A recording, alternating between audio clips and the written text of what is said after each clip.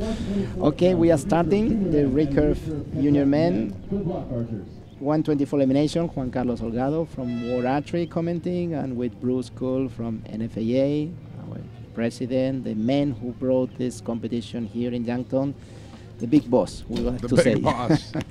I may be the big boss, but you have the Olympic gold medal. Thank you very much. Now that we give us flowers to each of us, let's go back to the match, and it starts with a 9 from Colombia and an 8 from Great Britain, Betancur. Sorry, opposite, from Houston, from UK, a 9, and Betancur with an 8.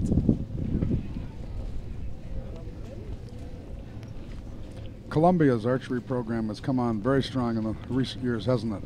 We are very pleased. Colombia, in several years, has come strong, which means that they have been working very much before. The federation is doing a great job in developing the sport, in making it popular in the country, and of course they get very talented archers training hard in different provinces, different ligas they call it, different leagues, which is regions. And it's one of the top countries in world archery, in recurve and compound, and always a country to consider when we go to finals.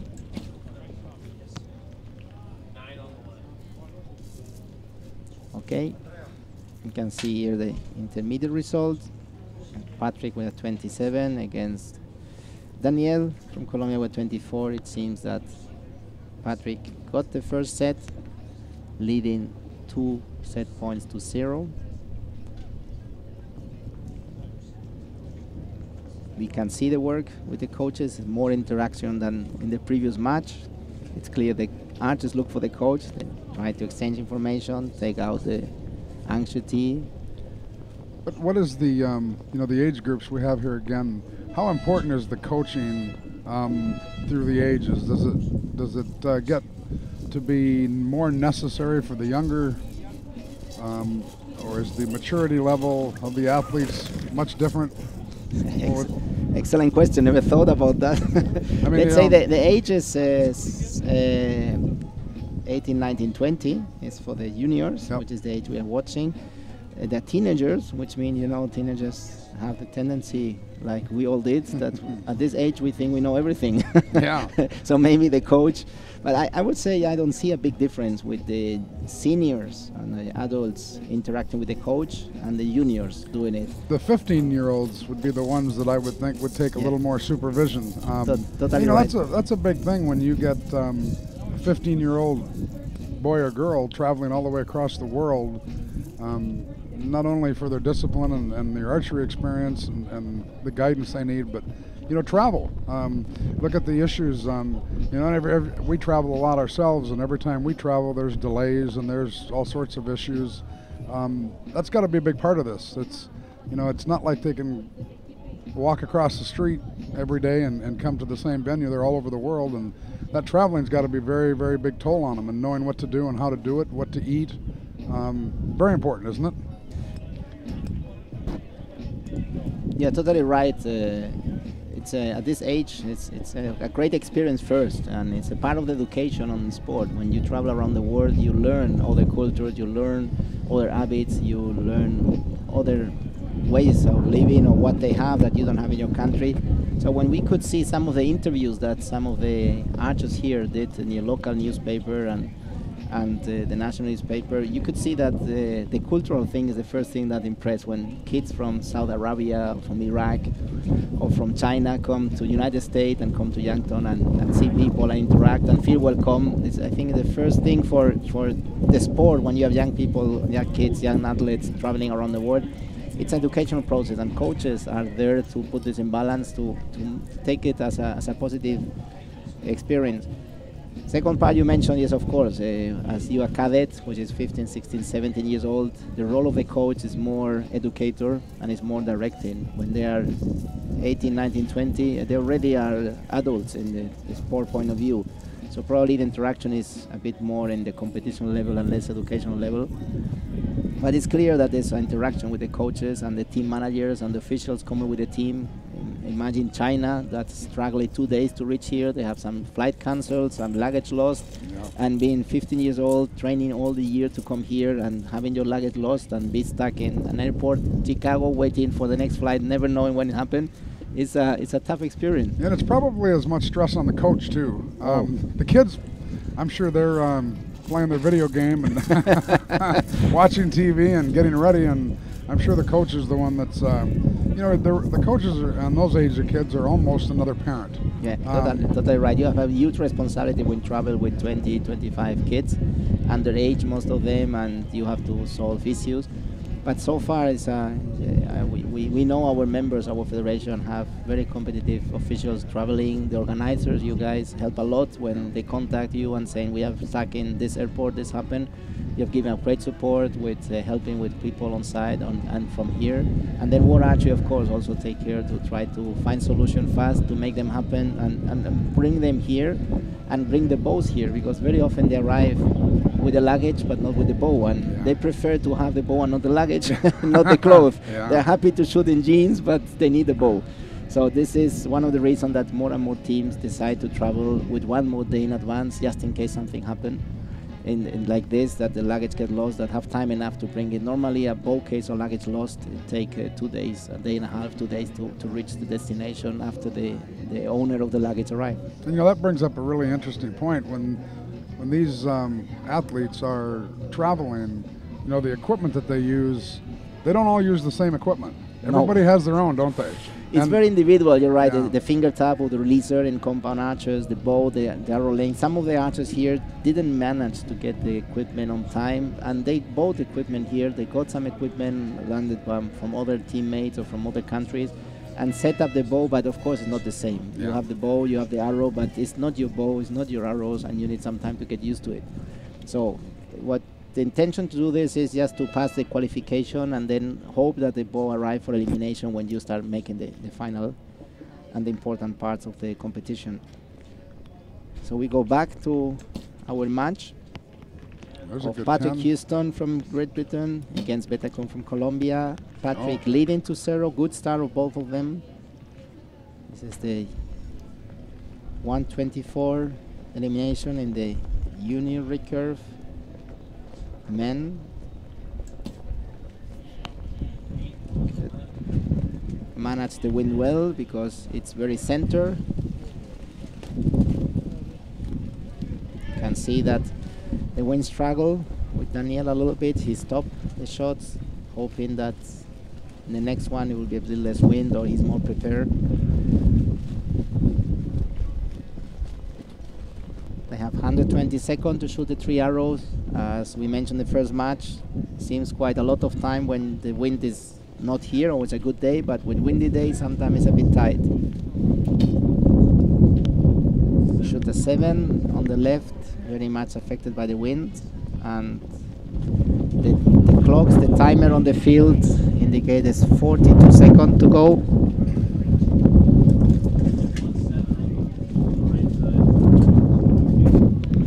The wind blowing very hard. 30 seconds to go.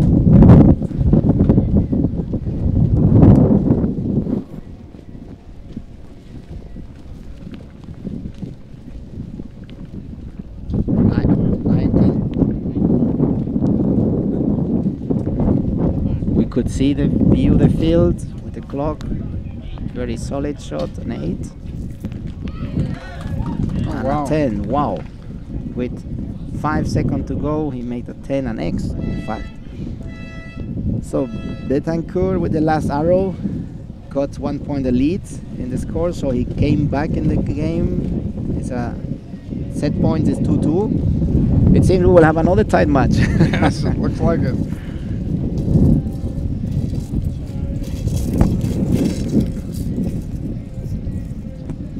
Good. Archers has to go to the target. It's still at 70 meters as we are in junior. They will take the scorecard, an electronic device, and they put the value of the arrows in. So there's a paper scorecard with both archers will write the score they have done. If there's any controversy, if they think one arrow is not the point that they think, there's the judges. that make the call. They call to a judge. The judge arrives on the target and make the decision. You know, when you're talking about the coaches, if a team comes here with their 24 archers that they're allowed to have, surely all 24 don't have just one coach. They can have more than one coach per individuals, or how does that work?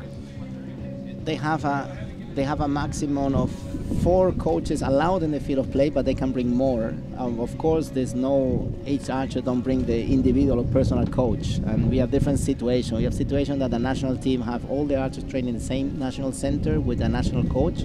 We have situations that each archer train in different location with their own personal coach, and they are selected or make the trials. And then the head coach coming here is the one that manages the team, but is not the personal coach of each of them. And normally what's happened is this head coach or national coach is in contact with the personal coaches and get the advice or get the tips or get what they are working with and try to do this role.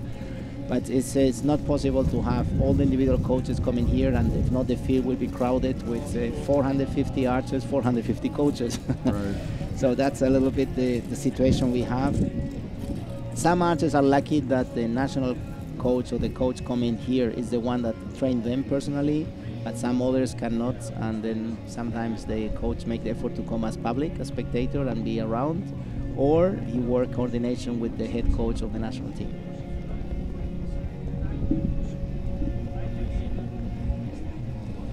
This is exactly the same situation that's happened in Olympic Games. Not all the athletes can bring the personal coach, and then there is one head coach that is the one managing the athletes.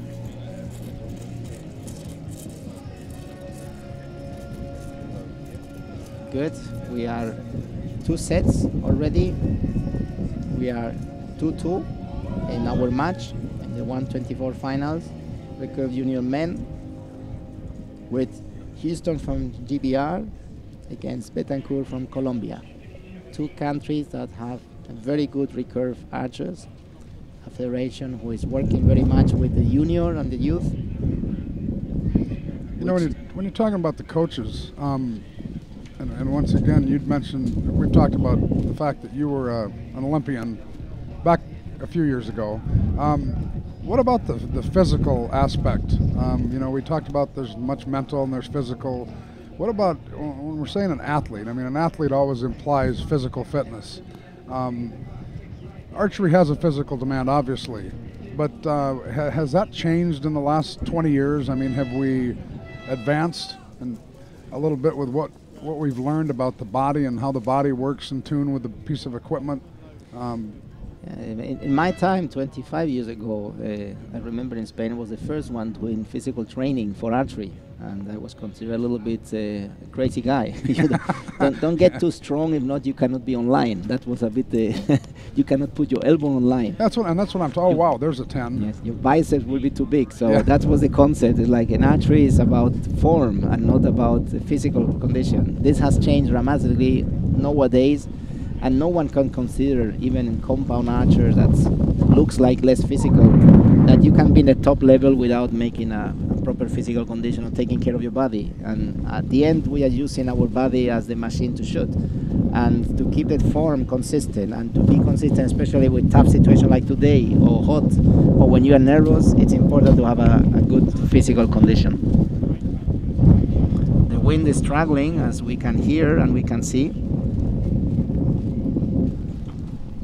Betancur started with an 8 but had a 6 in the second arrow, and Huston very solid, very consistent with a 10 and a 9.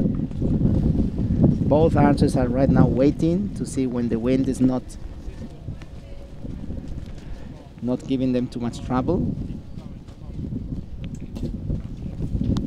Wow, Neo was not so good, but it's inside the red, which is not bad in this time.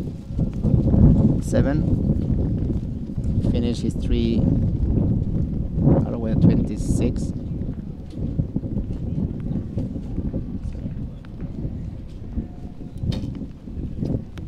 Oh, there's a 10. That's a 10. Good one.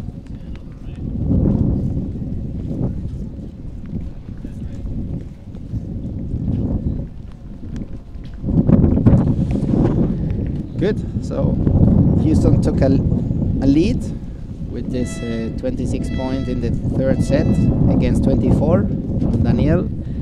So it's 4-2 for Patrick. As we saw before, the match is not over until the last arrow shot. Absolutely.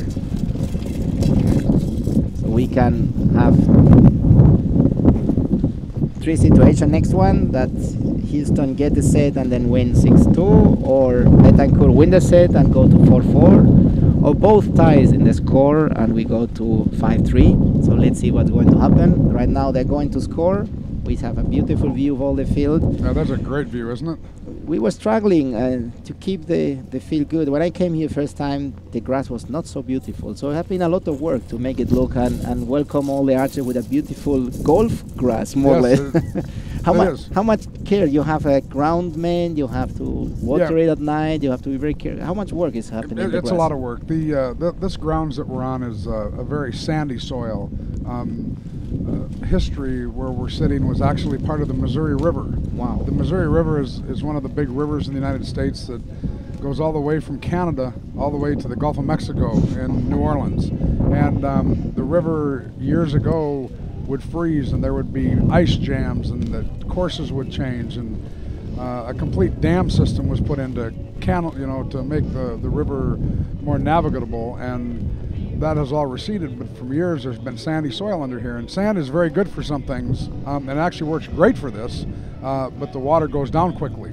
So we have to irrigate every night, and we've built this into what are really, they're world-class grounds. They're, the green is beautiful, the grass is incredibly thick and lush, and it's maintenance, but it's something that's very typical of a nice course. You just have to work at it very diligently to keep them what they are. I can see it when I see you guys working and your stuff, but it's something we take for granted when you come to an event. You come and say, oh, there's a grass in the target. Yeah. But someone has to put the target, have to fix them, and have to take care of the grass. And normally this kind you only realize when it's wrong, when you say it's too much water, it's dry, or it's yellow. But it's a lot of work, and I would like to thank you for the work, because both fields are beautiful and have a huge improvement from the first and second and third time I came to visit. And they just keep getting better. They're just like you and I. They're getting better with age. You more than I. That was supposed to be the good wine, not us. Thank you very much. Another flower for me. I have to give you back later one. Good, we go back to the match. We see some of the Colombian top archers in the back as spectators trying to follow and support Daniel. Our UK or GBR archer Huston Patrick, when you're not his coach, and the event manager in Archery GB, very experienced man, passionate about the sport, and now coaching or supporting Patrick to see if he can make this examination and pass through. Right now he's leading 4-2. We can see the phase of concentration of Daniel. It's a lot of happening inside of the mind of an archer when he's here. They look quite relaxed, or they look quite serious, but inside the heart can beat at 120, 130 pulse per minute, and inside there's a lot of things happening. We're full of adrenaline, full of tension, and full of hope.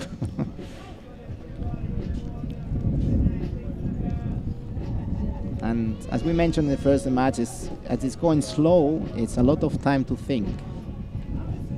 And that can be good and bad both. Yes, if you don't do anything, the mind has some tricky things.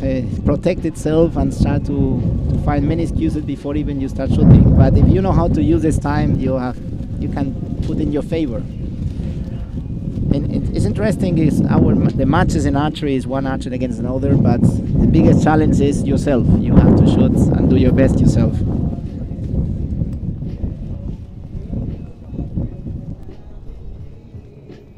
It's you. I was taking out the audio to see the wind. Sometimes the wind is blowing so much I don't want to bother our spectators. We're going to a third set.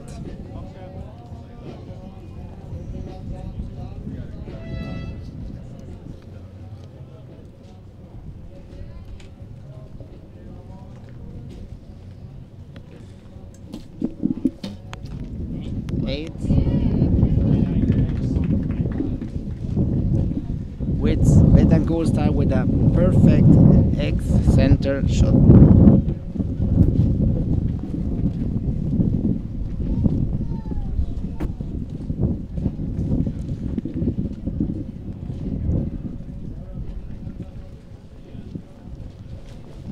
Good, he stopped the shot. We could see that the wind was moving him a lot.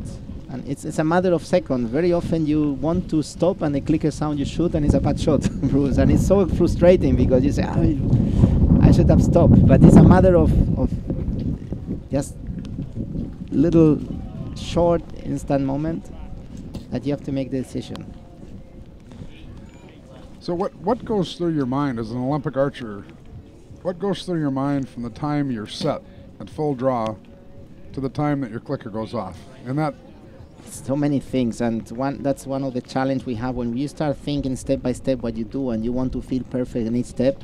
When the moment to shoot comes, you are full of wishes, and your mind is very much in future, expecting the arrow to go. So one of the things what we try is to think very much before to draw the bow, and when the draw bow is just go, just an action without thinking. Each archer have their own way to see it, but as coach, the first challenge we have is that the archer is aware of what he's thinking, where his mind is. Because very often things happen and you're not aware that you are being negative or you are being too much in the future and not in the present. When the archer is aware of what it has to be in the mental focus and mental status, then the second part is what we want to do.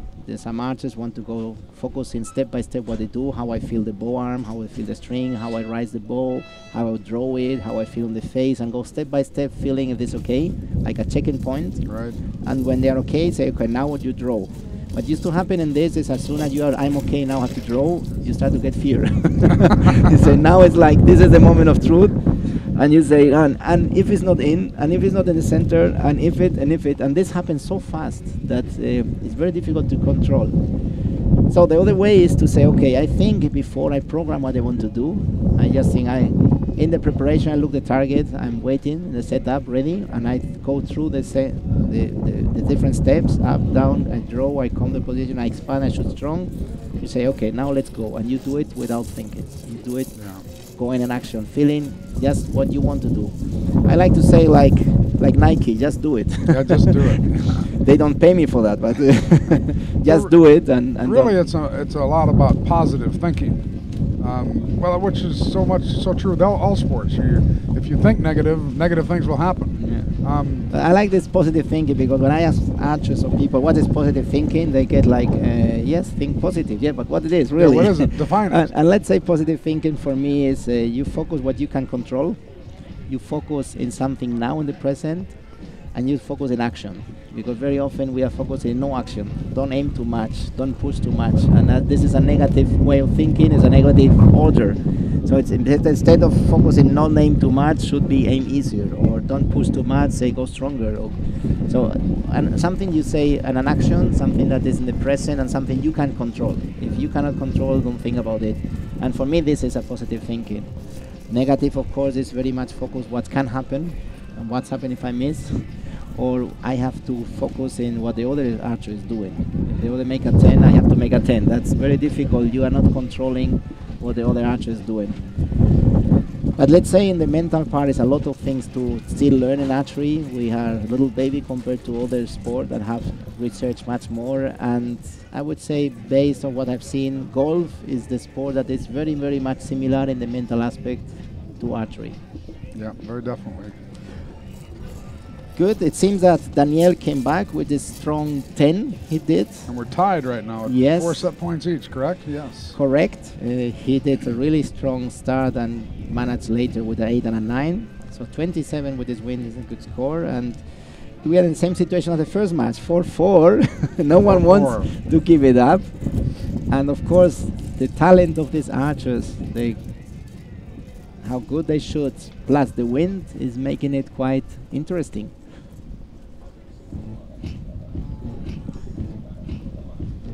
You know, we didn't talk about it in this match yet, but this is, we're shooting 70 meters. Is that correct at this one? Correct. 70 meter. We're still with the junior. Cadets are the ones shooting at 60 and the compound at 50. So we are still junior, and Recurve, where they shoot 70 meters, same distance we use for the adult, the same distance we use for Olympic Games, the same distance we use for the World Championships, 70 meter. I don't know how many yards is this, I know how many foot, but it's well, meters is 10% more than yards. So basically it would be 63, 64 yards. Wow. Quite a distance. I'm always amazed when I come to US and you're talking about yards. I'm completely lost. Yeah. I need meters. Good. We see Colombia coach talking to the archer. Moments that you have to be a clear and simple message to the archers. It's too many information or too much things to think, and in problems.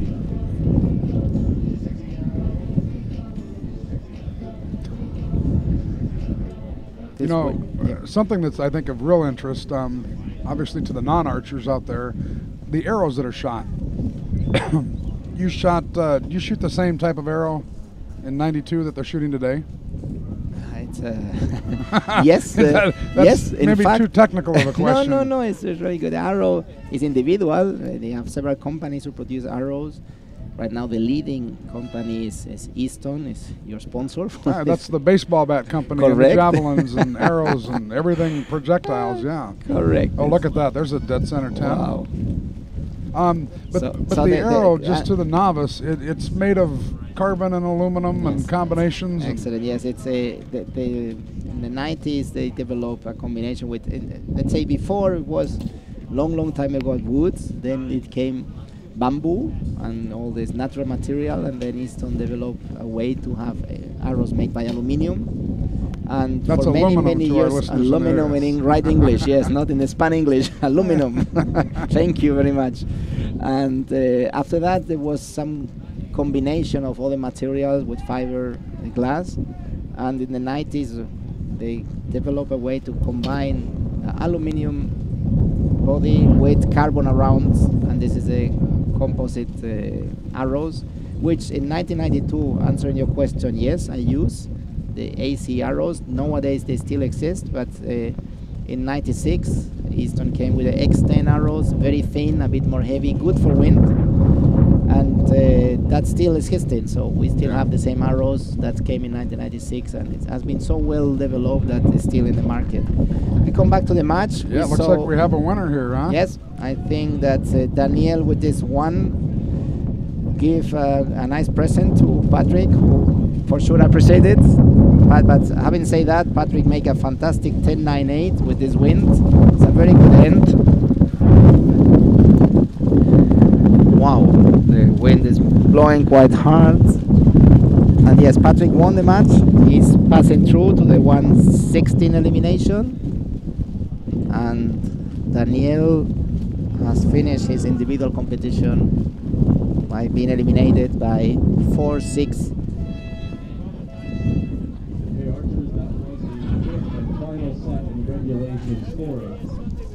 Once again, please make sure that the scorecard. We could see the wind is so strong that the scope of the coach of UK went to the floor. So it's quite tough. We now, wow, in our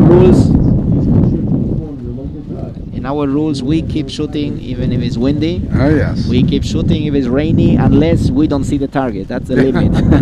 When it's so much rain that we don't see a target, we have to stop, delay or postpone. And of course we delay for threatening conditions like lightning. Lightning, of course, as everything which could be dangerous, out of uncomfortable, but really threat to a person like lightning, we stop immediately. We have materials in the bow, carbon, aluminum, metal, so it's quite dangerous.